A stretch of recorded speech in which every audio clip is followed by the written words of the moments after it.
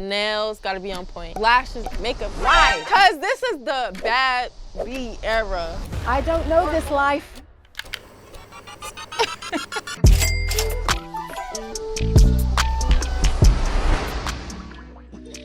It's Self-Love and Beauty Standards Day on Monie In The Middle. And I just want to start off by saying I am 52 years old and in the renaissance period of my life. And if you see me with this fan on stage or now or whatever, it is because I am a lady of a certain age and this is part of the package, okay? And I'm not ashamed of it. I would rather be cool and then ashamed, you know what I'm saying, and a hot mess. Because when you get to this age, this is a part of the package. I wanted to talk to you girls about beauty standards of like when I was coming from being a little girl into my early teens and into early womanhood, adulthood. It's way different. It's way different than it is now. Like the standards are different. Yeah. The viral explosion has even played a part in this. You guys really didn't see that much makeup products, like in comparison to what the average beautiful young lady will have now. Back in the days, we did like lip liner, which has come back. We did lip liner and a gloss and then matte it, blend it. Yeah, we do that now. That has come back, Yeah. full circle. For the most part, for eyes, it was just some smoky eyeliner or what have you, and a strip line lash. We were wearing our eyebrows kind of bushy back then. I remember looking at videos and seeing black women on TV, which, you know, obviously when I was younger was a lot less than now, but still seeing black women on TV, women of color, what have you, beautified, and you know, it was a simpler time, you know? I mean, there's a million different poppin' cosmetic lines now, and back in the day, like, I remember seeing my mother using Fashion Fair. Yeah, your era didn't have any pressure on that. Yeah. I don't know if you'd say They we didn't have any. they didn't have no pressure. Yeah, on we that. did have. Latifah wasn't wearing makeup. Light wasn't wearing makeup. Like everybody was really Natural. chill. Yeah, but natural. there was- Everyone there- liked the no, no. natural look, natural afros. No. I'm gonna disagree with you guys. There was definitely pressure. What it was there was a larger group of rebellion than there is now. There was a larger group of women that was like, no, I don't feel like it. Not doing that. You know what I'm saying? Because believe me, there was the fly girls. In hip hop alone, there's different groups of girls. There's the fly girls, there's the B girls. You know what I'm saying? And then there's the girls that are in between that can sway both ways as far as get on they fly stuff, you know what I mean? There was that. Okay, stuff then like maybe that. y'all just didn't care as much about And then there keeping up with the standard. No, Y'all but just did your own thing. No, but that's what I'm telling you.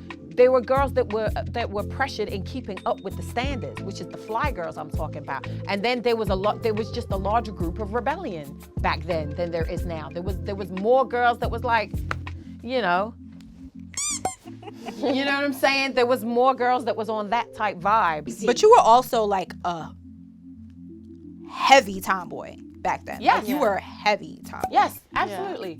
Yes. And I'm a tomboy too, but I'm still girly. Yeah, like- me too. Like No, it's I more was- like mm. Aaliyah tomboy. No, I was a over whole here. different caliber, and I'm kind of like a unicorn because I've never conformed to anything, really, or I've never felt pressure to conform to anything. When everybody was all fly and this, that, and the third, I was like in a potato sack.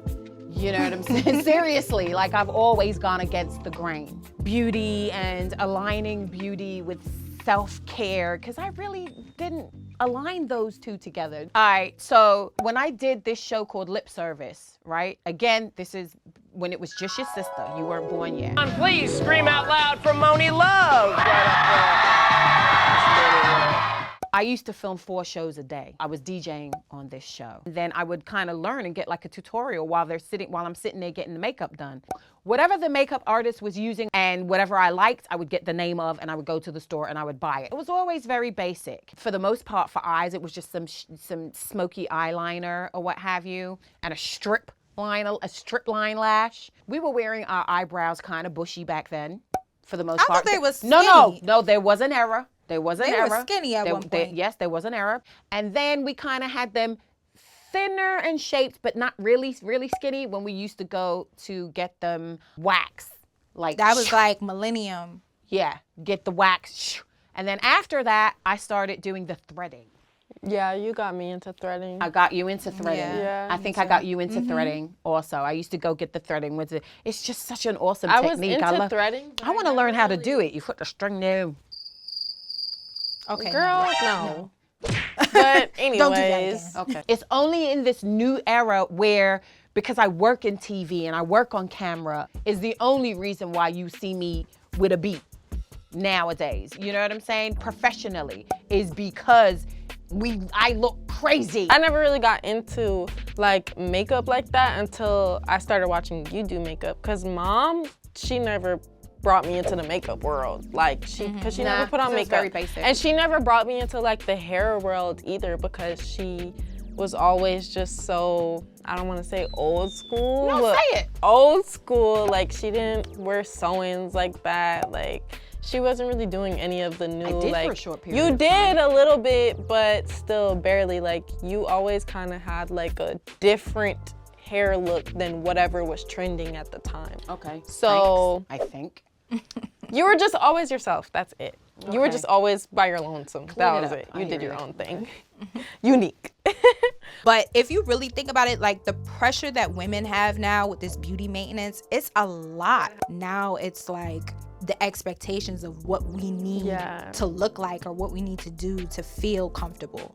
Most young women conform to the pressures and the expectations now, more so than then. You're right. I mean, I know it's mostly my generation that kind of creates that standard, but like, it's mentally draining. Think about your monthly expenses to be a bad bee. Like, That's a bill. I don't know this life. no, it's like rent.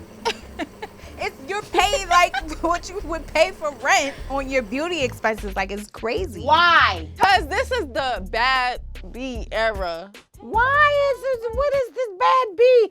See, I need y'all to break this down for me, please. Being a bad B is withholding your image. Nails gotta be on point. Hair gotta be on point. Makeup gotta be on point. Lashes on point. Why? Outfit on But point. listen, I will And say this. don't get me started on buying clothes. Y'all have- That's a beauty standard Y'all have- too. But I also feel like you should be doing these things to an extent because Self-care. Self-care. Yeah. Self-care is That's self-love. self-care Like, at the same time. me yeah. having my nails done and my I hair feel done, good. I feel good about myself. yourself. Okay. You know, This I is can where take I on needed the to go work. because all of this bad B and it costs this and it costs that. I needed to know why. Yeah, but that's, it's like that's it's their a double-edged- standard of it's being a a double-edged bad sword. bee. But at the same time, that's my form of self-care to just Got feel it. good about Okay. myself. Right. I used to be comfortable with like how my face looks without lashes and all of that. Now you But don't. now it's like I'm so used to always getting lashes that when I don't have lashes, I'm like, I need to get my lashes done. Oh wow. If I don't see her with anything, I always see her with lashes. But it's out of control now because now it's like I've seen people on like Instagram that I've never seen their real face. Yeah. It's always a filter. I think with how today is, there are times where Instagram will make me feel like I'm doing a comparison with other women, but I kind of have gravitated more towards unfollowing like these certain things that are making me feel like I need to be up to par. I need to be looking like this. I need to be taking pictures like this. I need to be doing this. So I like to keep on my feed now, whatever makes me feel comfortable, whatever makes me feel at peace. And in one with myself. Like, Puppies. I love myself. Like, Puppies on your feed. now I got to a point where I'm posting whatever I want to post and I'm getting off and I'm going, because at the end of the day, whatever I posted, that was for me. I don't care about y'all. That's the way you're supposed to use. That's self-love. That is the way you're supposed to use social media. I'm so glad you said that. I just got to that point though. Now we feel pressure to post certain things or do certain things because we That's want. the thing I never understood. Yeah, well, it changes your reach. It changes a lot of people's reach, and you know, just who is liking their pictures or commenting. Like, it all boils down to the content that they're posting, or how they look, or where they're going, or what they're doing. Spending pressure. Do you get that from IG and No, spending pressure? I don't get spending pressure because I like what I like. If I like it, I'ma buy it. That's that. I'm not buying anything because Drake said it or or somebody said it in a song. Like, I don't care about that. If Drake is talking about it in his song, I'm not buying it unless I like it. You know what that reminds me of? I saw this clip of Nia Long recently where she was on a red carpet for something and she was being interviewed and the person was like, what are you wearing? What do you have on? And she was like, Balmain. And she was like, did I say that right? And then the guy was like, yeah, you said it right. And she was like, I'm not a label person. I just wear what I like. That's me. Oh my I God. loved it. But the beauty of the fact that Nia Long said that on a red carpet with heavy cameras on her and that clip went everywhere, right, viral. And it spoke to me because I was like, yes, that is exactly it. You wear what you like. If it happens to be a super expensive designer, go for it. You like it. Yeah. If it doesn't, if it's not a super expensive designer, you still like it. What spoke to me and what was key is I'm not necessarily a label person. I wear what I like. Right. You know what I'm saying? And I certainly see that with you guys. And I think that it's a healthier place to be than in a place where you feel pressured to buy certain things because you saw it on a video, because you heard it in a song, or because your favorite influencer on Instagram is wearing it and pushing it and promoting it. You know what I mean? Everything is not for everybody. Yeah, be yourself and do what makes you feel comfortable. Even if someone thinks it's weird, you know, it's your weird. Yeah. It's you. It's who you are. And it's like, it kind of gives you distinction from everyone else. You don't want to blend in. You want to stand out. You want to be you. This is a full circle moment for me to see you two in this state. It again makes me feel like I did something right. Yeah. You know what I mean? And I'm pretty proud of this moment. So thank you for sharing that. Thank you for everybody checking us out. Monie in the Middle. Pick it up!